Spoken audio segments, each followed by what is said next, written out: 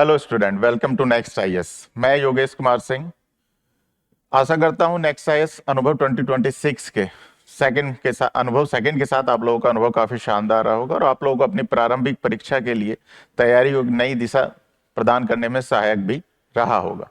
तो चलिए आज हम जीएस पेपर फर्स्ट के राजव्यवस्था भाग पर चर्चा करते हैं। क्वेश्चन नंबर 1, भारतीय संविधान के संदर्भ में निम्नलिखित कथनों पर विचार कीजिए। कथन 1, राष्ट्रपति की पदावधि की समाप्ति पर उत्तराधिकारी द्वारा पद ग्रहण किए जाने तक उपराष्ट्रपति राष्ट्रपति के रूप में कार्य करता है। कथन 1 सही नहीं है। देखिए, हम जानते हैं कि उपराष्ट्रपति द्वारा राष्ट्रपति के रूप में कार्य किए जाते हैं, लेकिन यह कार्य राष्ट्रपति की मृत्यु, पदत्याग या पद से हटाए जाने अथवा जब राष्ट्रपति अनुपस्थित हो या बीमारी आदि के कारण अपने कार्य करने में असमर्थ हो, तब उपराष्ट्रपति द्वारा राष्ट्रपति के कार्य किए जाते हैं। ठीक है, लेकिन हम जानते हैं कि अनुच्छेद 56 के तहत है कि राष्ट्रपति की पदावधि की समाप्ति से हुई रिक्ति के मामले में राष्ट्रपति के पदावधि के समाप्त होने से पूर्व ही चुनाव करा लिए जाएंगे। ठीक है, जब तक ऐसा नहीं होता तब तक राष्ट्रपति ही पद पर बना रहता है। ठीक है, ठीक है, यानी नए चुनाव होने तक राष्ट्रपति ही अपने पद पर कार्य करते रहेंगे, ऐसा आर्टिकल 56 में है। पदावधि की समाप्ति से हुई रिक्ति के मामले में है, लेकिन अगर मृत्यु, पदत्याग या पद से हटाए जाने के मामले में जो रिक्ति होती है तो उसके लिए निर्वाचन यथाशीघ्र और किसी भी मामले में 6 माह से पूर्व कराया जाना अनिवार्य है। यह भी आपका अनुच्छेद 56 में ही है। ठीक है, तो इस तरह कथन 1 हमारा सही नहीं है। ठीक है, ऐसे मामले में उपराष्ट्रपति नहीं बल्कि राष्ट्रपति ही राष्ट्रपति के रूप में कार्य करते रहेंगे। कथन 2, इस विषय पर संविधान मौन है कि जब उपराष्ट्रपति राष्ट्रपति के रूप में कार्य करता है तब उपराष्ट्रपति के कर्तव्यों का पालन कौन करता है। देखिए, हम जानते हैं कि अनुच्छेद 63 यानी 63 के अनुसार भारत का एक उपराष्ट्रपति होता है।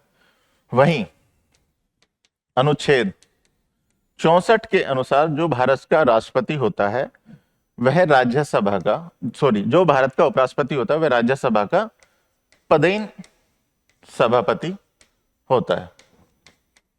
ठीक है, वहीं अब हम आए अनुच्छेद 65। अनुच्छेद 65 में उपराष्ट्रपति जब राष्ट्रपति के रूप में कार्य करते हैं तब के बारे में उपबंध है। इसमें अगर हम कहें कि अगर राष्ट्रपति का पद मृत्यु, पद त्याग या पद से हटाए जाने के कारण रिक्त होता है तो नए राष्ट्रपति के निर्वाचन और पद ग्रहण करने तक उपराष्ट्रपति राष्ट्रपति के रूप में कार्य करते हैं। दूसरा, अगर राष्ट्रपति अनुपस्थिति, बीमारी या किसी अन्य कारण से अपने कार्यों को करने में असमर्थ है तो उपराष्ट्रपति तब तक राष्ट्रपति के रूप में कार्य करते हैं जब तक कि राष्ट्रपति अपने कर्तव्यों को ग्रहण ना कर ले। यह आपका अनुच्छेद 65 में है। ठीक है, वहीं अगर हम बात करें अनुच्छेद 91 यानी 91 में बताया गया है कि अगर देखिए राज्यसभा का सभापति होता है जो कि हम जानते हैं उपराष्ट्रपति होता है, पदेन सभापति, लेकिन अगर राज्यसभा में सभापति नहीं है, सभापति का पद रिक्त है तो यह कार्य उपसभापति के द्वारा किया जाता है अनुच्छेद 91 के तहत। लेकिन अगर उपसभापति का पद भी रिक्त है तो यह कार्य ऐसे सदस्य द्वारा किया जाएगा जिसे राष्ट्रपति निर्धारित करे। लेकिन जब उपराष्ट्रपति राष्ट्रपति का कार्यभार संभाल रहा है तो उपराष्ट्रपति के कर्तव्यों का पालन कौन करता है, यह इस मामले में संविधान मौन है। तो इस तरह कथन 2 हमारा सही हो जाता है। उपयुक्त कथनों में से कौन सा से सही है? बी, केवल 2 हमारा सही आंसर होगा। किसी भाषा को भारतीय संविधान की 8वीं अनुसूची में शामिल किए जाने के क्या निहितार्थ हैं? देखिए, हम जानते हैं कि संविधान की 8वीं अनुसूची है, उसमें टोटल अभी 22 भाषाएं हैं। ठीक है, जिनको विशेष जो उसमें अधिकार प्राप्त हो जाते हैं। ठीक है, तो आइए चर्चा करते हैं। कथन 1, भारत सरकार के आधिकारिक दस्तावेजों को उस भाषा में उपलब्ध कराना आवश्यक है।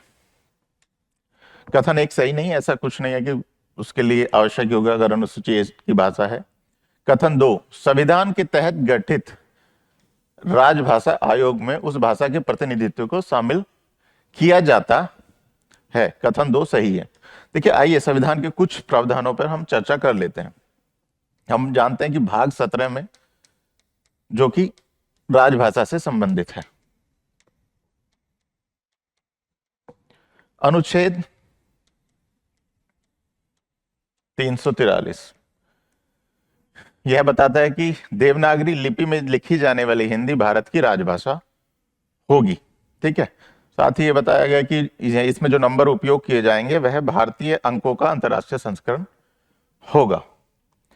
अनुच्छेद 344 राजभाषा आयोग की बात करता है। देखिए, इसमें बताया गया है कि राष्ट्रपति इस संविधान के प्रारंभ होने से 5 वर्ष पश्चात और उसके उपरांत 10 वर्ष पश्चात, मतलब प्रथम बार संविधान प्रारंभ होने के 5 वर्ष और दूसरी बार 10 वर्ष पश्चात राष्ट्रपति राजभाषा आयोग की नियुक्ति करेगा। इसका एक अध्यक्ष होगा। ठीक है, और जो सदस्य होंगे वे सदस्य 8वीं अनुसूची में जो भाषाएं हैं उनका प्रतिनिधित्व करने वाले व्यक्ति होंगे। ठीक है, तो इस तरह कथन 2 हमारा सही हो जाता है। देखिए, ध्यान रखिएगा, इस आयोग का कार्य है कि भाई राज्य के कार्य में हिंदी भाषा को बढ़ावा देना और अंग्रेजी को सीमित करने, ऐसे उपाय यह आयोग सुझाता है। साथ ही एक राजभाषा समिति भी इसी यानी अनुच्छेद 344 के तहत ही गठित की जाती है। इसमें कुल 30 सदस्य होते हैं। ऐसी 30 सदस्य होंगे, जिसमें 20 आपके लोकसभा से और 10 राज्यसभा से होंगे। और ऐसे सदस्यों का चुनाव सदन द्वारा एकल संक्रमणीय मत के तहत अनुपातिक प्रतिनिधित्व प्रणाली के तहत किया जाएगा। इस समिति का कार्य होगा कि जो राजभाषा आयोग है उसकी सिफारिशों पर विचार करना और इस मामले में राष्ट्रपति को अपनी सिफारिश देना। कथन 3 की ओर चलते हैं। हिंदी भाषा की समृद्धि के लिए उस भाषा के रूपों, शैली और अभिव्यक्तियों का उपयोग किया जाना है। देखिए, कथन 3 भी हमारा सही है। अनुच्छेद 351 स्पष्ट प्रावधान करता है कि भाई सरकार द्वारा हिंदी भाषा के विकास और समृद्धि के लिए कार्य किए जाएंगे, यानी प्रयास किए जाएंगे। और हिंदी भाषा की समृद्धि के लिए जो अनुसूची 8 की जो भाषाएं हैं उनके रूपों, शैली और अभिव्यक्तियों का उपयोग किया जाना संविधान के अनुच्छेद 351 में बताया गया है। तो कथन 3 भी हमारा सही हो जाता है। ठीक है, कथन 4 उस भाषा को भारतीय मुद्रा नोटों पर प्रदर्शित किया जाता है। कथन 4 भी हमारा सही नहीं है। देखिए, प्रारंभ में जो लगभग जो अनुसूची 8 की भाषाएं थी तो लगभग भारतीय मुद्रा जो है उस पर थी, लेकिन अभी वर्तमान में हिंदी अंग्रेजी के अतिरिक्त 15 अन्य भाषाएं हैं। लेकिन ऐसा नहीं है कि अनुसूची 8 में जो भी भाषाएं होंगी वो भारतीय मुद्रा नोटों यानी करेंसी नोट्स पर प्रयोग की जाएगी। ठीक है, तो कथन 4 भी हमारा सही नहीं है। उपयुक्त कथनों में से कौन से सही है? बी, केवल 2 और 3 हमारा सही आंसर होगा। यदि राज्य विधानसभा द्वारा पारित किसी साधारण विधेयक, देखिए बात साधारण विधेयक की है, को राज्य विधान परिषद द्वारा अस्वीकार कर दिया जाता है तो निम्नलिखित में से क्या होगा? देखिए, हम भी जानते हैं कि अनुच्छेद 196 में बताया गया है कि भाई राज्य विधानमंडल में किस तरह से विधेयक पुरस्स्थापित किए जाएंगे। ठीक है, अनुच्छेद 197,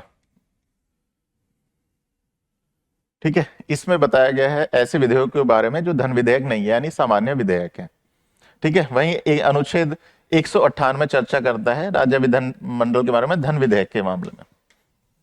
ठीक है, तो देखिए एक चीज यहां पर, एक बात हमेशा ध्यान रखेगा कि अगर हम बात करें राज्यसभा और लोकसभा की, इन दोनों की तुलना करें तो वाकई में लोकसभा को कुछ अतिरिक्त अधिकार हैं जैसे धन विधेयक वगैरह के मामले में।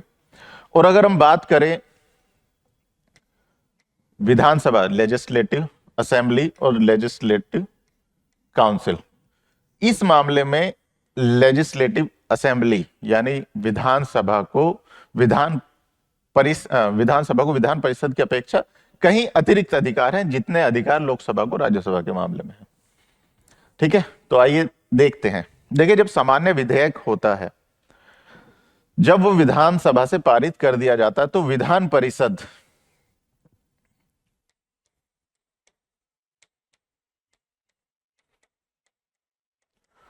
ठीक है, विधान परिषद या तो उसे अस्वीकार कर देती है या उसमें कुछ संशोधन कर पारित करती है। ठीक है, और यह कार्य उसे 3 माह के अंदर करना होगा। ठीक है, अगर 3 माह तक उसे कोई निर्णय नहीं लेते तो विधान परिषद से वह विधेयक पारित मान लिया जाता है। ठीक है, अब मान लिया कि विधान परिषद उसे अस्वीकृत कर देती है, तो विधानसभा को अधिकार है कि उसे पुनः पारित कर विधान परिषद में भेजे। ठीक है, और अगर वह दोबारा भी अस्वीकृत करती है तो विधानसभा ने जो पारित किया है उसे स्वीकृत मान लिया जाएगा, और अगर संशोधनों के साथ वो वापस उसे विधानसभा में भेजती है तो अब विधानसभा की यह शक्ति है कि उन्हें माने या ना माने, लेकिन वह किसी भी मामले में माने या ना माने, दोनों ही मामले में पारित माना जाएगा। ठीक है, तो विधान परिषद प्रथम बार में 3 माह और दूसरी बार में अधिकतम 1 माह तक ही सामान्य विधेयकों को रोक सकती है। ठीक है, अब आते हैं क्वेश्चन की ओर। यदि राज्य विधानसभा द्वारा पारित किसी साधारण विधेयक को राज्य विधान परिषद द्वारा अस्वीकार कर दिया जाता है तो निम्नलिखित में से क्या होगा? हम जानते हैं अगर पहली बार अस्वीकार कर दिया जाता है तो राज्य विधानसभा उसे पुनः पारित कर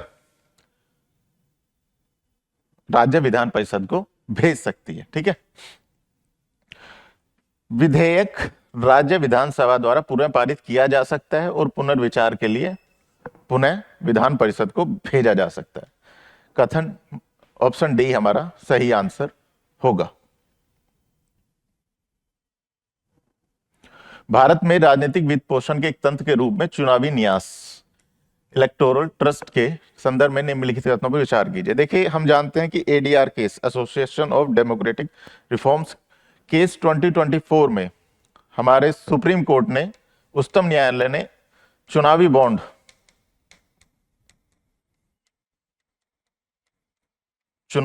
को असंवैधानिक घोषित कर दिया था, क्योंकि सुप्रीम कोर्ट का मानना था कि यह अनुच्छेद 19 के तहत, ठीक है, जानने के अधिकार का हनन करता है। तो इसलिए चुनावी बॉन्ड जो 2018 में लाए गए थे उसको स्ट्राइक डाउन कर दिया गया था। देखिए, हम जानते हैं चुनावी बॉन्ड के मामले में क्या होता था कि या तो भारत का कोई नागरिक या भारत में पंजीकृत कंपनियां एसबीआई की विशेष शाखाओं से चुनावी बॉन्ड खरीदकर संबंधित राजनीतिक दल को दे सकते हैं जिसको वे चाहें। ठीक है, हाल ही में अब खबर आई है कि चुनावी बॉन्ड को रद्द किए जाने के पश्चात चुनावी न्यास का उपयोग, ठीक है, राजनीतिक वित्त पोषण में बढ़ गया है। तो अब हम जान लेते हैं कि भाई ये चुनावी न्यास होते क्या है।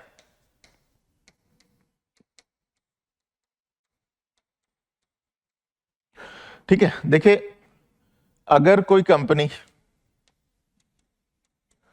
कंपनी अधिनियम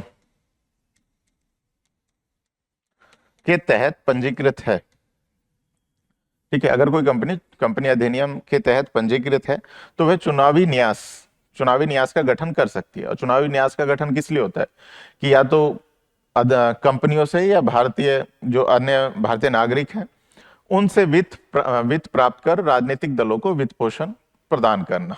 ठीक है, यह कार्य करने के लिए चुनावी न्यास का गठन किया जाता है। ठीक है, अगर हम बात करें तो इनका प्रबंधन चुनावी न्यास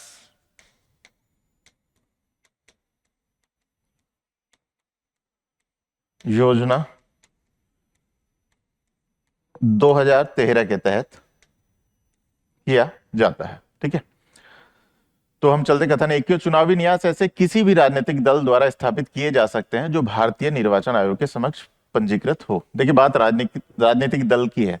जैसा कि मैंने कहा है कि सिर्फ वही कंपनियां जो कंपनी अधिनियम 2013 के तहत पंजीकृत है वह चुनावी न्यास का गठन कर सकते हैं, तो राजनीतिक दल चुनावी न्यास का गठन नहीं करते हैं। तो कथन 1 हमारा सही नहीं है। कथन 2, चुनावी न्यासों के लिए योगदानकर्ताओं के साथ साथ प्राप्तकर्ता राजनीतिक दलों का विवरण भी भारतीय निर्वाचन आयोग को देना आवश्यक है। कथन 2 सही है। देखिए, इसमें यहां ध्यान रखिएगा कि भारतीय निर्वाचन आयोग के साथ साथ, ठीक है, ऐसा विवरण central board of direct tax, CBDT, CBDT को भी देना आवश्यक है। कथन 3, चुनावी न्यास उन व्यक्तियों से दान प्राप्त नहीं कर सकते जो भारत के नागरिक नहीं हैं। कथन 3 भी हमारा सही है, सॉरी, भारत के नागरिक नहीं है, उनसे, उन व्यक्तियों से दान प्राप्त नहीं कर सकते चुनावी न्यास। ठीक है, भारतीय नागरिकों से ही चुनावी न्यास दान प्राप्त कर सकते हैं। इसके अलावा जो कंपनियां भारत में पंजीकृत हैं, विदेशी इकाई से भी चुनावी न्यास दान प्राप्त नहीं कर सकते। कथन 3 भी हमारा सही हो जाता है। उपयुक्त कथनों में से कौन सा से सही है?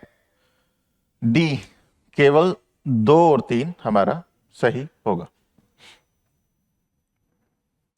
भारत के मुख्य न्यायाधीश, चीफ जस्टिस ऑफ इंडिया के संदर्भ में निम्नलिखित कथनों पर विचार कीजिए। वे भारत के राष्ट्रपति को पद की शपथ दिलाते हैं। अनुच्छेद 60 स्पष्ट प्रावधान है कि भारत के राष्ट्रपति को, ठीक है, चीफ जस्टिस ऑफ इंडिया के द्वारा शपथ दिलाई जाएगी। अगर चीफ जस्टिस ऑफ इंडिया नहीं है तो जो सुप्रीम कोर्ट के यानी उच्चतम न्यायालय के उपलब्ध वरिष्ठतम न्यायाधीश हैं वो यह कार्य करेंगे। ठीक है। कथन 2, उच्चतम न्यायालय के अधिकारियों और कर्मचारियों की नियुक्तियां मुख्य न्यायाधीश द्वारा की जाती है। कथन 2 भी सही है। देखिए, कथन 1 हमारा सही हो गया, कथन 2 भी हमारा सही है। अनुच्छेद 146 के तहत उच्चतम न्यायालय के अधिकारियों और कर्मचारियों की नियुक्ति मुख्य न्यायाधीश द्वारा की जाती है। मुख्य न्यायाधीश द्वारा अथवा ऐसे व्यक्ति के द्वारा जिसे मुख्य न्यायाधीश द्वारा अधिविष्ट किया जाता हो। ठीक है, अनुच्छेद 146 के तहत हमारा कथन 2 भी सही है। कथन 3, उच्चतम न्यायालय की जिस पीठ के वे सदस्य होते हैं उसमें मत समानता की स्थितियों में उनके पास निर्णायक मत यानी कास्टिंग वोट होता है। कथन 3 हमारा सही नहीं है। देखिए, विभिन्न जो निर्णयों से हमें पता ही है सुप्रीम कोर्ट के कि जो सीजीआई होते हैं, भारत के मुख्य न्यायाधीश होते हैं, वो मास्टर ऑफ द रोस्टर होते हैं। यानी कोई मामला किस बेंच के पास जाएगा, किस बेंच में कौन जज कार्य करेगा, यह कार्य करने का अधिकार चीफ जस्टिस ऑफ इंडिया का है, यह कार्यभार चीफ जस्टिस ऑफ इंडिया का है। लेकिन किसी बेंच में सभी जजों के जो मत होता है वो समान होता है। ठीक है, यानी चीफ जस्टिस ऑफ इंडिया के पास कोई निर्णायक मत नहीं होता, उनके पास भी वही मत होता है जो अन्य जजों के पास होता है। इस तरह कथन 3 हमारा सही नहीं है। कथन 4, वे उच्चतम न्यायालय की बैठकों के लिए दिल्ली के अतिरिक्त किसी अन्य स्थान नियुक्त कर सकते हैं। देखिए, कथन 4 हमारा सही है। अनुच्छेद 130 में बताया गया है कि भाई उच्चतम न्यायालय दिल्ली में अथवा ऐसे स्थान अथवा स्थानों पर अधिविष्ट होगा जहां चीफ जस्टिस ऑफ इंडिया समझे, लेकिन ऐसे मामले में राष्ट्रपति का निर्देश भी आवश्यक है। ठीक है, तो कथन 4 भी हमारा सही हो जाता है। उपयुक्त कथनों में से कौन से सही है? 1, 2, 4 सी, केवल 1, 2 और 4 हमारा सही विकल्प होगा। भारत सरकार द्वारा हाल ही में शुरू की गई E0 FIR पहल मुख्यतः निम्नलिखित में से किसमें सहायता करेगी? देखिए, E0 से पहले हम समझ लेते हैं कि 0 FIR क्या होता है। देखिए, FIR से संबंधित है, अगर किसी भाई पुलिस स्टेशन के क्षेत्राधिकार में कुछ अपराध हुआ है तो आप उस पुलिस स्टेशन में जाकर FIR दर्ज करा सकते हैं। लेकिन 0 FIR का कार्य है कि अपराध किसी भी पुलिस स्टेशन के क्षेत्राधिकार में हो, आप दूसरे पुलिस स्टेशन में भी जाकर अपराध की FIR 0 FIR दर्ज करा सकते हैं। अब उस पुलिस स्टेशन का कर्तव्य है कि संबंधित क्षेत्राधिकार वाले पुलिस स्टेशन में उस FIR को प्रेषित करे। ये होता है 0 FIR। अब हम आते हैं E0 FIR के बारे में। देखिए, E0 FIR अभी एक नई पहल है और इसे पायलट प्रोजेक्ट के रूप में दिल्ली में स्टार्ट किया गया है, मिनिस्ट्री ऑफ होम अफेयर्स यानी गृह मंत्रालय के द्वारा। ठीक है, और Indian cyber crime coordination centre यानी I4C इस अभी प्रोजेक्ट को देख रहा है। ठीक है, यह गृह मंत्रालय के अधीन ही होता है। देखिए, E0 FIR में अगर हम हेल्पलाइन या पोर्टल पर किसी फाइनेंस साइबर फ्रॉड को दर्ज कराते हैं और वो 10 लाख से अधिक के हैं, ठीक है, तो ऐसे मामले में ऑटोमेटिक, ठीक है, हम ऐसी सूचना का दर्ज करते हैं और वो 10 लाख से अधिक की है तो ऐसे मामले में ऑटोमेटिक एफआईआर दर्ज हो जाएगी। ठीक है, यानी वह हमारी जो हमने सूचना दर्ज कराई है वो ऑटोमेटिक एफआईआर के रूप में दर्ज हो जाएगी। यह हमारी E0 एफआईआर पहल है। जैसा कि मैंने कहा था कि E0 एफआईआर लगभग जीरो एफआईआर का ही इलेक्ट्रॉनिक संस्करण है, लेकिन यह मुख्यतः साइबर फ्रॉड के मामले में है। ठीक है, तो आइए कथन विकल्प ए, बिना किसी क्षेत्रीय अधिकार संबंधी विलंब के गंभीर साइबर वित्तीय अपराधों के लिए प्राथमिकी एफआईआर का तत्काल पंजीकरण सक्षम बनाना। कथन विकल्प ए ही हमारा सही है। ठीक है,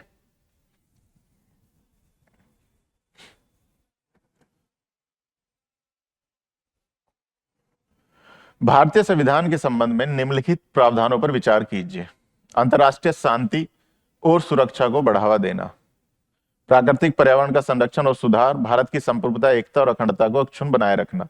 उपयुक्त में से कितने प्रावधान राज्य के नीति निदेशक तत्व और नागरिकों के मौलिक कर्तव्य दोनों के रूप में स्पष्ट उल्लेखित है? देखिए, हम जानते हैं कि भाग 4 में नीति निदेशक तत्व आते हैं, वहीं भाग 4A में मौलिक कर्तव्य आते हैं। हम भी जानते हैं कि मौलिक कर्तव्य मूल संविधान में नहीं थे। स्वर्ण सिंह समिति की सिफारिशों के पश्चात ही 42वें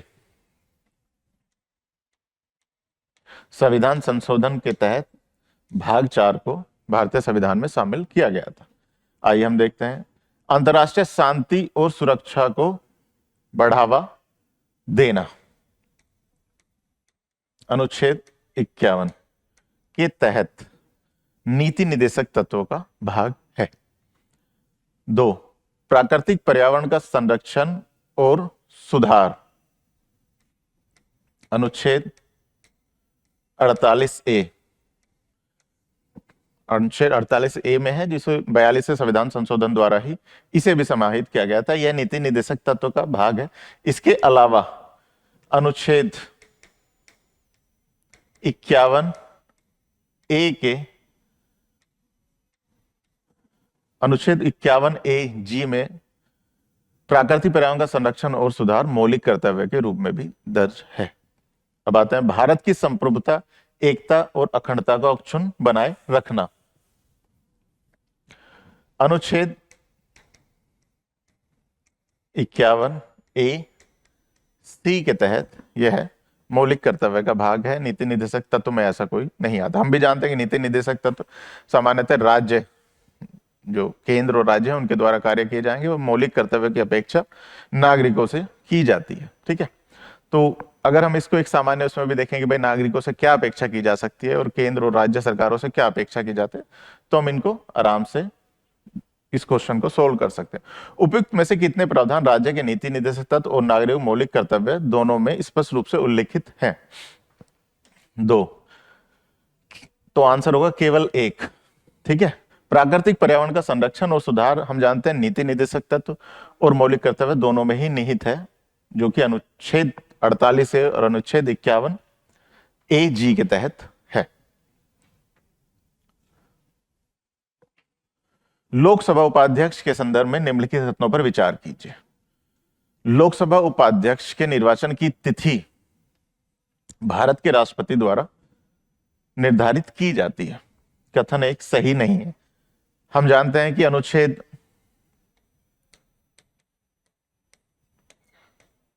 93 के अनुसार बताया गया है कि लोकसभा जो शीघ्र अपने सदस्यों में से एक अध्यक्ष और एक उपाध्यक्ष का चयन करेगी। ठीक है, और लोकसभा के कार्य संचालन नियम, इसमें स्पष्ट बताया गया है कि जो अध्यक्ष हैं उसके चुनाव की तिथि राष्ट्रपति निर्धारित करते हैं और उपाध्यक्ष के चुनाव की तिथि अध्यक्ष द्वारा निर्धारित की जाती है। ठीक है, तो कथन 1 हमारा सही नहीं है। कथन 2 की ओर चलते हैं। लोकसभा उपाध्यक्ष को हटाने की प्रक्रिया वही है जो अध्यक्ष को हटाने की है। देखिए, अनुच्छेद 94 में अध्यक्ष और उपाध्यक्ष दोनों के संबंध में पद त्याग या पद मुक्ति या हटाए जाने से संबंध में प्रावधान है। ठीक है, जैसे कि अगर वह लोकसभा का सदस्य नहीं है तो अध्यक्ष और उपाध्यक्ष अपने पद से हटना होगा। ठीक है, इसके अलावा अध्यक्ष उपाध्यक्ष को संबोधित कर अपना त्यागपत्र दे सकते हैं और उपाध्यक्ष अध्यक्ष को संबोधित कर अपना त्यागपत्र दे सकते हैं। ठीक है, और वहीं दोनों के हटाए जाने के मामले में यह है प्रावधान है कि लोकसभा के तत्कालीन सदस्यों के बहुमत से पारित संकल्प द्वारा अध्यक्ष और उपाध्यक्ष को हटाया जा सकता है। ठीक है, तो कथन 2 हमारा सही है, क्योंकि लोकसभा उपाध्यक्ष को हटाने की प्रक्रिया वही है जो अध्यक्ष को हटाने की है। कथन 3, न तो संविधान और न ही लोकसभा की प्रक्रिया नियम उपाध्यक्ष के निर्वाचन के लिए कोई समय सीमा निर्धारित करते हैं। कथन 3 भी हमारा सही है। देखिए, इसमें यथाशीघ्र की बात की गई है, ना कि इसमें कोई समय सीमा निर्धारित की गई है। जैसे कि अब हमने चर्चा की थी कि राष्ट्रपति के चुनाव में 6 माह की समय सीमा निर्धारित की गई है, लेकिन यहां ऐसी समय सीमा निर्धारित नहीं है। उपयुक्त कथनों में से कौन से सही हैं? ऑप्शन बी, केवल 2 और 3।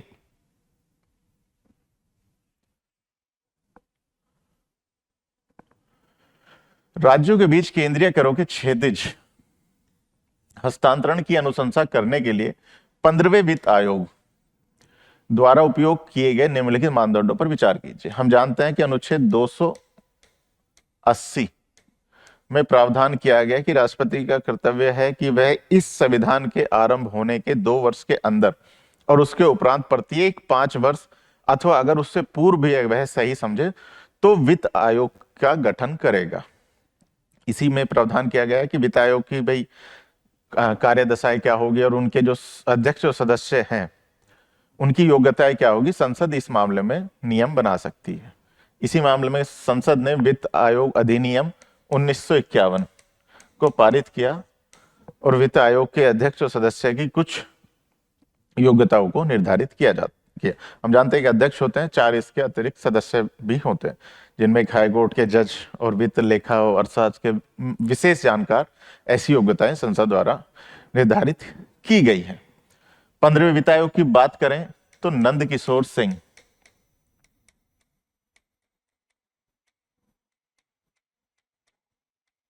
नंद किशोर सिंह 15वें वित्त आयोग के अध्यक्ष है, जिन्हें सामान्यतः हम एनके सिंह के नाम से भी जानते हैं। ठीक है, अब वित्त आयोग का कार्य क्या होता है?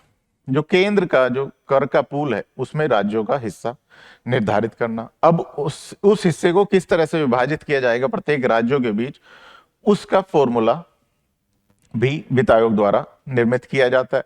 इसके अलावा भाई जो हमारे स्थानीय निकाय हैं उनकी वित्तीय स्थिति सुधारने के लिए राज्य के जो वित्तीय स्थिति है, यानी राज्य वित्त आयोग की जो सिफारिश है उसके लिए भाई राज्य की संचित निधि को बढ़ावा कैसे दिया जाए, उस मामले में कुछ सुझाव दिए जाते हैं। इसके अतिरिक्त अगर राष्ट्रपति द्वारा कोई कार्य दिया जाता है तो वह भी वित्त आयोग करता है। ठीक है, 15वें वित्त आयोग की अगर हम बात करें तो उसने कुछ जो भाई मैंने कहा कि फॉर्मूला सुझाते हैं राज्यों के बीच करों के अंतरण का, तो उसने जो फॉर्मूला सुझाया था उसमें विभिन्न जो हस्तांतरण सूत्र है उनके भारांश तय किए गए थे। अगर हम जनसंख्या की बात करें तो यह 15%। ठीक है, आय अंतराल, देखिए आय अंतराल जो हमारा सबसे समृद्ध राज्य है उससे अन्य राज्यों की आय के बीच में जो अंतराल है उसके आधार पर आय अंतराल निर्धारित किया जाता है। ठीक है, और यह पर कैपिटा जीएसडीपी के द्वारा निर्धारित किया जाता है। आय अंतराल सबसे बड़ा भारांश इसी का है 45%। कर और राजकोषीय प्रयास, देखिए कुछ राज्य जो है कर और राजकोषीय प्रयासों के संबंध में अच्छा करते हैं और कुछ उन पर कम ध्यान देते हैं। तो ऐसा ना हो कि जो राज्य अच्छा कर रहे हैं कर और राजकोषीय प्रयासों के संबंध में उन्हें नकारात्मक रूप से प्रभाव हो। तो इसलिए वित्त आयोग ने कर और राजकोषीय प्रयासों को भी 2.5% भारांश दिया है। ठीक है, इसके अतिरिक्त हमें जनसंख्या की निष्पादन पर 12.5% भारांश दिया गया है। देखिए हम जानते हैं कि कुछ राज्यों द्वारा जनसंख्या नियंत्रण के अच्छे प्रयास किए गए हैं, कुछ राज्यों द्वारा उतने अच्छे प्रयास नहीं किए गए हैं। ठीक है, अब ऐसा ना हो कि जिन राज्यों ने अच्छे प्रयास किए हैं वो अपनी जनसंख्या में कमी की वजह से नकारात्मक रूप से प्रभावित हो, तो इसलिए जनसंख्या की निष्पादन को भी 12.5% भारांश प्रदान किया गया है। उच्चतम से आरंभ करते हुए इनके हस्तांतरण सूत्र में उनके भारांश के अवरोही क्रम में व्यवस्थित कीजिए। ठीक है, सबसे ज्यादा आय अंतराल 2, उसके उपरांत जनसंख्या, ठीक है, 2, 1, 4 और 3। ठीक है, इस तरह विकल्प सी हमारा सही आंसर होगा। ठीक है, अभी जो 16वां वित्त आयोग गठित किया गया उसके अध्यक्ष अरविंद पनगरिया जी को बनाया गया है। यह भी आप एक फैक्ट ध्यान रखिएगा, यह वह आयोग अभी कार्य कर रहा है। भारत में निवारक निरोध के संदर्भ में निम्नलिखित कथनों पर विचार कीजिए। निवारक निरोध के मामलों में संवैधानिक, देखिए पहले तो हम ये जान लेते हैं निवारक निरोध है क्या। देखिए कई मामलों में होता है जैसे गिरफ्तारी की गई, ठीक है, अब गिरफ्तारी ऐसे की जाती है अगर किसी ने कोई अपराध किया है तो उसे गिरफ्तार की जाती है। लेकिन निवारक निरोध से तात्पर्य किसी ने कोई अपराध नहीं किया है लेकिन वह अपराध कर सकता है, तो उसे ऐसा अपराध करने से रोकने का जब प्रयास किया जाता है तो उसे ही निवारक निरोध कहा जाता है। हम आते हैं अनुच्छेद 22, ठीक है, जो कि हमारे स्वतंत्रता के अधिकार का जो मूल अधिकार है उसके अंतर्गत है। इसमें देखिए हम बात इसमें की है कि कुछ मामलों में गिरफ्तारी से संरक्षण, ठीक है, कुछ मामलों में गिरफ्तारी से संरक्षण,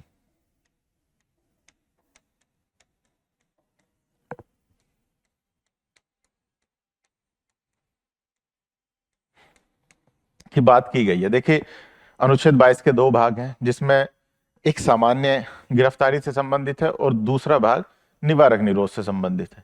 अगर गिरफ्तारी सामान्य है यानी निवारक निरोध नहीं है तो व्यक्ति को क्या अधिकार है कि प्रथम उसे गिरफ्तार किस कारण किया गया है उसे कारण जानने का अधिकार है, तत्काल उसके कारण बताया जाएगा। दूसरा, उसे विधि व्यवसायी अथवा अर्थात वकील, ठीक है, वकील प्राप्त करने का अधिकार है।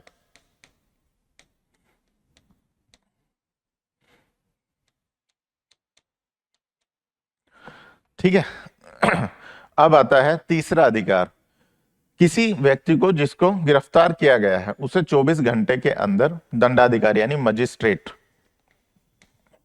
के समक्ष प्रस्तुत किया जाएगा। ठीक है, और ऐसे व्यक्ति को 24 घंटे से अतिरिक्त गिरफ्तार नहीं रखा जा सकता बिना मजिस्ट्रेट के प्राधिकार के। ठीक है, तो यह भी उसको अधिकार होगा। लेकिन यह सामान्य जो गिरफ्तारी है उसके मामले, निवारक निरोध के मामले में और शत्रु देश के व्यक्ति के गिरफ्तारी के मामले में नहीं है। ठीक है, अब हम आते हैं निवारक निरोध।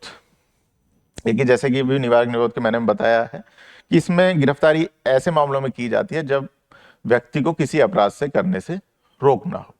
ठीक है, तो इसमें व्यक्ति को अधिकार है कि निवारक निरोध से संबंधित किसी विधि के तहत अगर किसी व्यक्ति को गिरफ्तार किया जाता है तो उसे 3 माह से अतिरिक्त गिरफ्तारी यानी गिरफ्तारी में नहीं रखा जा सकता जब तक कि एक सलाहकार बोर्ड ऐसा करने की सहमति या अनुमति ना दे। अब सलाहकार बोर्ड में कौन होगा? सलाहकार बोर्ड में 3 सदस्य, सामान्यतः 3 सदस्य होंगे जो या तो हाई कोर्ट के जज हों या हाई कोर्ट के जज रहे हों अथवा हाई कोर्ट के जज होने की योग्यता रखते हो। ठीक है, अब दूसरा अधिकार, ठीक है, जिस व्यक्ति ने मतलब निवारक निरोध से संबंधित विधि के तहत व्यक्ति को गिरफ्तार करने का आदेश दिया है वह व्यक्ति यथाशीघ्र व्यक्ति को गिरफ्तारी से के संबंध, गिरफ्तारी का जो कारण है यानी आदेश देने का जो कारण है उसके कारणों के मामले में सूचित करेगा, मतलब बताएगा। ठीक है, ठीक है, और ऐसे व्यक्ति को जिसे निवारक निरोध विधि के तहत गिरफ्तार किया गया है उसे या मतलब सुनवाई का अधिकार होगा, शीघ्रातिशीघ्र है। इसमें कोई समय की मतलब कोई समय नहीं निर्धारित किया, शीघ्रातिशीघ्र उसे सुनवाई का अधिकार दिया जाएगा। ठीक है, देखिए अगर हम बात करें तो निवारक निरोध से संबंधित विधि बनाने का अधिकार संसद और राज्य दोनों को ही है। अगर संसद की बात करें तो संसद ने UAPA unlawful activity prevention act, ठीक है, 1967 में इसको बनाया था और अभी भी यह जारी है। 2019 में इसमें प्रमुख संशोधन किया भी गया था। एनएसए 1980 के दशक में इसको बनाया गया था, ठीक है। राष्ट्रीय सुरक्षा अधिनियम के नाम से इसको जाना जाता है। इसके अलावा एक बहुत चर्चित निवारक निरोध विधि है मीसा, ठीक है, जिसे इमरजेंसी के समय में बनाया गया था। इसके अलावा टाडा, पोटा, कोफे पैसा, ये ऐसी विधियां हैं जो केंद्र यानी संसद द्वारा बनाई गई हैं, जो निवारक निरोध से संबंधित है। आइए क्वेश्चन की ओर चलते हैं। कथन 1, निवारक निरोध के मामलों में संवैधानिक रक्षोपाय शोषण के विरुद्ध अधिकार के तहत प्रदान किए गए हैं। जैसे देखिए, हमने अभी चर्चा की कि यह स्वतंत्रता के अधिकार का जो मूल अधिकार है उसके तहत अनुच्छेद 22 आता है। शोषण के विरुद्ध अधिकार के तहत अनुच्छेद 23 जो बलात्श्रम से, और अनुच्छेद 24 जो बाल श्रम से मुक्ति की बात करता है, ठीक है। तो कथन 1 हमारा सही नहीं है। कथन 2 की ओर चलते हैं। निवारक निरोध के तहत निरुद्ध किए गए व्यक्ति को इसके विरुद्ध अभ्यावेदन करने का अवसर दिया जाना चाहिए। जैसे कि मैंने अभी कहा कि ऐसे आदेश पारित किए गए हैं, वह उसको बताया जाएगा कारण, और इसके विरुद्ध अभ्यावेदन करने का अवसर दिया भी जाएगा, ठीक है। ऐसा अनुच्छेद 22 में ही दर्ज है। कथन 3, निवारक निरोध के तहत निरुद्ध किए गए व्यक्ति को गिरफ्तारी के 24 घंटे के भीतर मजिस्ट्रेट के सामने पेश किया जाना चाहिए। कथन 3 हमारा सही नहीं है। जैसा कि मैंने बात की कि निवारक निरोध से अतिरिक्त जो अन्य गिरफ्तारी है, जो सामान्य गिरफ्तारी है, उसके तहत ही 24 घंटे के भीतर मजिस्ट्रेट के सामने पेश किया जाए, यह निवारक निरोध के मामले में अनिवार्य नहीं है। इस मामले में यह है कि 3 माह से अतिरिक्त उसको बिना सलाहकार बोर्ड की जो सलाह की गिरफ्तार नहीं रख सकते, ठीक है। तो इस तरह कथन 3 भी हमारा सही नहीं है। उपयुक्त में से कितने कथन सही हैं? केवल एक। इस तरह ऑप्शन ए हमारा सही होगा। क्वेश्चन नंबर 52, संघ लोक सेवा आयोग यूपीएससी के संदर्भ में निम्नलिखित कथनों पर विचार कीजिए। भारतीय संविधान संघ लोक सेवा आयोग, देखिए हम जानते हैं कि भाग 14 केंद्र एवं राज्यों के अधीन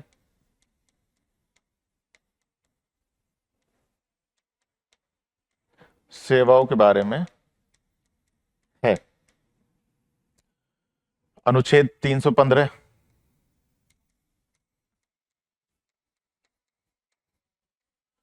संघ लोक सेवा आयोग, संयुक्त लोक सेवा आयोग और राज्य लोक सेवा आयोग के गठन के संबंध में प्रावधान करता है।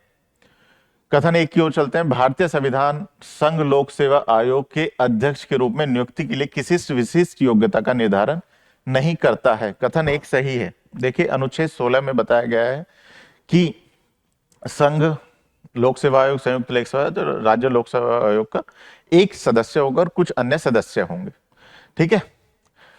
बस इसमें एक सामान्य योग्यता यह रखी गई है कि जो सदस्य हैं उनमें से लगभग आधे, ठीक है, केंद्र एवं राज्य के अधीन निम्नतम 10 वर्ष तक सेवारत रहे हों। यह बस एक आधे, वो भी आधे सदस्यों के मामले में ही है। इसके अतिरिक्त कोई विशेष जो योग्यता संविधान में नहीं बताई गई है, ठीक है। तो कथन 1 हमारा सही है। कथन 2, संघ लोक सेवा आयोग का अध्यक्ष पद त्याग के बाद भारत सरकार के अधीन किसी भी भावी नियोजन के लिए अपात्र होता है। कथन 2 भी हमारा सही है, ठीक है। वह भारत सरकार के अधीन फिर किसी नियोजन के लिए पात्र नहीं होता। इसी मामले में हम देखें तो एक 1979 का केस है। लोक सेवा आयोग के एक चेयरमैन रहे थे 1970 के दशक में है कि, ठीक है, KR किदवई। उनको बाद में बिहार का राज्यपाल बना दिया गया था। तो जब मामला उच्चतम न्यायालय में बोला तो उच्चतम न्यायालय ने कहा कि जो राज्यपाल का पद है यह एक संवैधानिक पद है, यह राज्य या केंद्र के अधीन किसी नियोजन का पद नहीं है, तो इसलिए उनकी नियुक्ति राज्यपाल के रूप में उसको वैध ठहराया गया, ठीक है। लेकिन वह भारत सरकार के अधीन किसी भी नियोजन के लिए अपात्र होते हैं। यह कथन हमारा सही है। कथन 3, संघ लोक सेवा आयोग के सदस्यों को केवल उन्हीं आधारों और उसी रीति से हटाया जा सकता है जैसे उच्चतम न्यायालय के न्यायाधीश को। देखिए आर्टिकल 317 में ही बताया गया है कि जो संघ लोक सेवा आयोग के अध्यक्ष और सदस्य हैं उन्हें हटाने के लिए भाई राष्ट्रपति हटा सकते हैं। ठीक है, देखिए यहां ध्यान रखिएगा कि संघ के मामले में तो राष्ट्रपति ही नियुक्ति करते हैं और राष्ट्रपति ही हटाने का अधिकार रखते हैं, लेकिन राज्यों के मामले में जो राज्य लोक सेवा आयोग है उनकी नियुक्ति राज्यपाल करते हैं, लेकिन हटाने का जो अधिकार है वह सिर्फ राष्ट्रपति के पास है। ठीक है, तो संघ लोक सेवा आयोग के जो सदस्य रहते हैं उन्हें राष्ट्रपति हटा सकता है या तो वे दिवालिया हो चुके हों, ठीक है, या अपने कर्तव्यों से अतिरिक्त कहीं पर वेतन के तहत नियोजन कर रहे हों।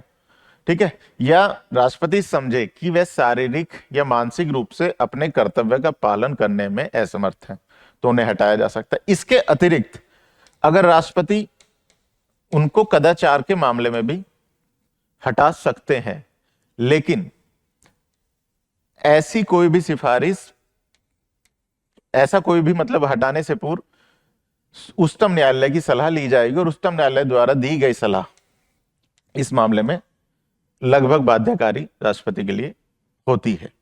ठीक है, और वहीं अगर हम बात करें कि उच्चतम न्यायालय के न्यायाधीश, तो हम जानते हैं उच्चतम न्यायालय के न्यायाधीश को कदाचार, ठीक है, और क्षमता के आधार पर हटाया जा सकता है, लेकिन ऐसा प्रस्ताव संसद के दोनों सदनों से अलग अलग 2/3 बहुमत से पारित होना आवश्यक है। हम जानते हैं कि ऐसा संघ लोक सेवा आयोग के सदस्य के मामले में नहीं है, तो कथन 3 हमारा सही नहीं है।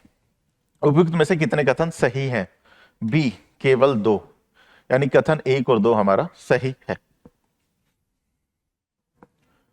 निम्नलिखित में से किस और किन विधेयकों को संविधान के अनुच्छेद 110 के तहत धन विधेयक के रूप में वर्गीकृत किया जा सकता है? देखिए धन विधेयक, ठीक है, संविधान के अनुच्छेद 110 में धन विधेयक की परिभाषा दी गई है। ठीक है, हम जानते हैं धन विधेयक के मामले में अगर केंद्र की हम बात करें तो लोकसभा को विशेषाधिकार होते हैं, वहीं अगर हम राज्य में बात करें तो विधानसभा को विधान परिषद की बजाय अधिक अधिकार होते हैं। तो इसीलिए अनुच्छेद 110 के तहत धन विधेयक की परिभाषा की गई है। ठीक है, उसमें बताया गया है कि या तो निम्नलिखित मामले पूर्ण हो या उनका कुछ अंश हो। जैसे मान लिया कि कोई नया कर लगाया जाना है, उसे अध्यारोपित करना है, उसे बढ़ाना है या उसे हटाना है, ऐसे मामले धन विधेयक के अंदर आते हैं। कुछ मामलों में जैसे भारत की संचित निधि है, लोक लेखा है, उस पर जो कुछ व्यय भारित करना हो या भारित व्यय में कुछ बढ़ावा करना हो, इस तरह के प्रावधान किए गए हैं। तो देखते हैं हम कथन 1, ऐसा विधेयक जो भारत के लोक लेखा में धन की प्राप्ति से संबंधित है। सही है, ऐसा एक धन विधेयक 110 के अंतर्गत माना जाएगा। ऐसा विधेयक जो भारत के राष्ट्रपति के वेतन में वृद्धि करने से संबंधित है। हम जानते हैं कि भारत के राष्ट्रपति का वेतन जो होता है भारत की संचित नीति पर भारित होता है। अनुच्छेद 113 के अनुसार ऐसा विधेयक जो भारत के राष्ट्रपति के वेतन से संबंधित है, वह भारत, क्योंकि राष्ट्रपति का वेतन जो होता है वो भारत की संचित निधि पर भारित है और भारत की संचित निधि पर कोई व्यय आरोपित करना हो या अथवा उस व्यय में वृद्धि करनी हो, वह अनुच्छेद 110 के तहत धन विधेयक माना जाएगा। तो कथन 2 भी सही है। कथन 3 की ओर, ऐसा विधेयक जो किसी राज्य के खातों के लेखा परीक्षण से संबंधित है। अनुच्छेद 110 के तहत ऐसा भी विधेयक धन विधेयक माना जाता है। ऐसा विधेयक जो स्थानीय प्रयोजनों के लिए स्थानीय प्राधिकारी द्वारा करारोपण का प्रावधान करता है। कथन 4 हमारा सही नहीं है, यह अनुच्छेद 110 के तहत धन विधेयक की परिभाषा में नहीं आता है। नीचे दिए गए कूट का प्रयोग कर सही उत्तर चुनिए। केवल 1, 2 और 3, ऑप्शन सी हमारा सही आंसर होगा। ठीक है, देखिए अनुच्छेद 110 में ही प्रावधान है कि कोई विधेयक धन विधेयक है या नहीं। ऐसे मामलों में अगर कोई विवाद उत्पन्न होता है तो लोकसभा अध्यक्ष का निर्णय अंतिम होगा। देखिए हम जानते हैं कि लोकसभा को अतिरिक्त अधिकार होते हैं धन विधेयक के मामले में। हम जानते हैं कि धन विधेयक को राज्यसभा अधिकतम 14 दिन तक रोक कर रख सकती है और उसमें सिर्फ संशोधन के सुझाव दे सकती है। इसके अतिरिक्त उसमें सारे अधिकार लोकसभा को है। ठीक है, इसलिए लोकसभा अध्यक्ष को यह विशेष अधिकार है कि कोई विधेयक धन विधेयक है या नहीं, यह निर्णय लोकसभा अध्यक्ष का अंतिम माना जाता है। ऑप्शन सी हमारा सही आंसर होगा। क्वेश्चन नंबर 92, भारत में केंद्रीय मंत्रिपरिषद के संबंध में निम्नलिखित कथनों पर विचार कीजिए। हम जानते हैं कि अनुच्छेद 74 के तहत बताया गया है कि भारत के राष्ट्रपति को सलाह एवं सहायता के लिए एक मंत्री परिषद होगी जिसके प्रधान प्रधानमंत्री होंगे। ठीक है। अनुच्छेद 75 में बताया गया है कि प्रधानमंत्री की नियुक्ति राष्ट्रपति के द्वारा की जाएगी और अन्य मंत्रियों की नियुक्ति राष्ट्रपति द्वारा प्रधानमंत्री की सलाह के उपरांत की जाएगी। ठीक है। कथन की ओर चलते हैं। किसी भी राजनीतिक दल से संबंधित संसद सदस्य जिसे दल बदल विरोधी कानून, देखिए हम जानते हैं कि 52वें संशोधन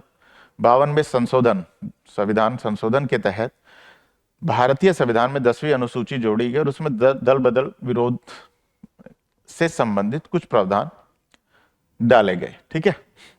इसी में एक प्रावधान हमारे अनुच्छेद 75 1B के तहत डाला गया है कि किसी भी राजनीतिक दल से संबंधित संसद सदस्य जिसे दल बदल विरोधी कानून के अंतर्गत अयोग्य ठहराया गया हो उसे अपने कार्यकाल की समाप्ति तक या पुनः सदन के लिए निर्वाचित होने तक मंत्री नियुक्त नहीं किया जा सकता। कथन एक सही है, यह हमारे अनुच्छेद 75 में ही है। कथन 2, केंद्रीय मंत्री राष्ट्रपति के प्रसाद पर्यंत पद पर धारण करते हैं। कथन 2 भी हमारा सही है, यह भी अनुच्छेद 75 में ही है। ठीक है।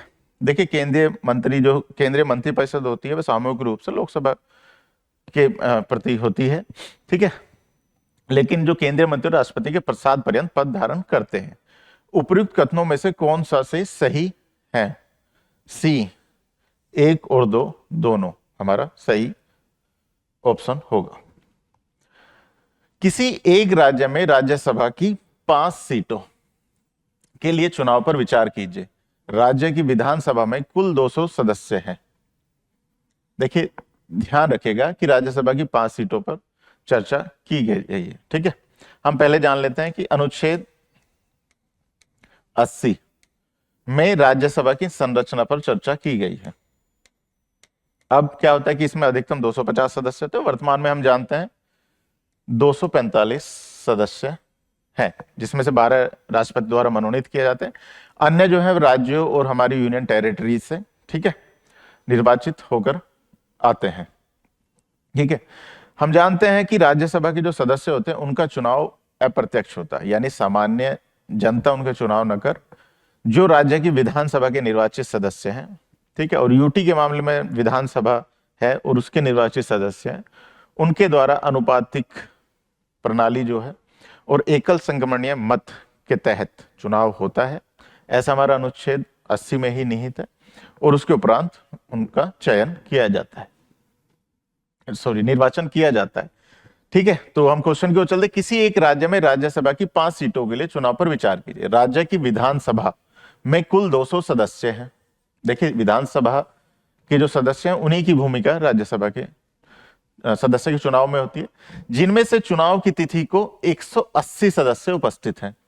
राज्य की विधान परिषद में कुल 60 सदस्य हैं। देखिए इससे कोई मतलब नहीं पड़ता कि विधान परिषद में कितने सदस्य हैं, क्योंकि हम जानते हैं विधानसभा के सिर्फ निर्वाचित सदस्य ही इसमें वोटिंग करेंगे, जिनमें से चुनाव की तिथि को 40 सदस्य उपस्थित हैं।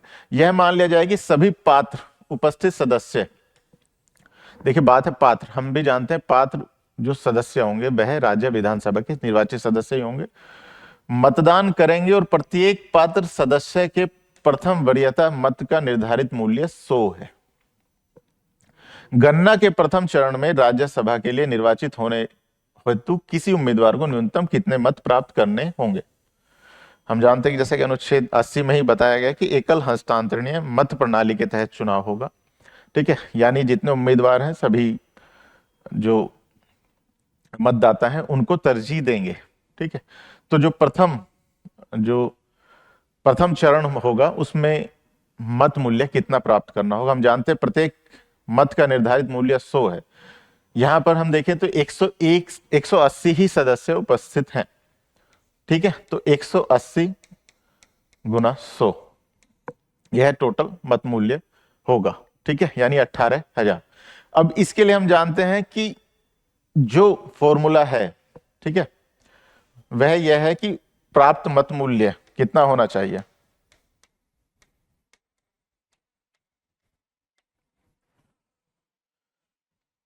कुल मत मूल्य बटे सीटों की संख्या। इस मामले में जैसे 5 सीटों की संख्या, इस मामले में 5 है, +1 और इसमें भी +1, इसके तहत मत मूल्य निर्धारित किया जाएगा। तो अब हम देख लेते हैं। कुल मत मूल्य 18,000 बटे सीटों की संख्या 5 +1 और इसमें भी +1। ठीक है, तो 18,000 बटे 6 +1, यह हमारा आएगा 3,000 +1 यानी 3,001।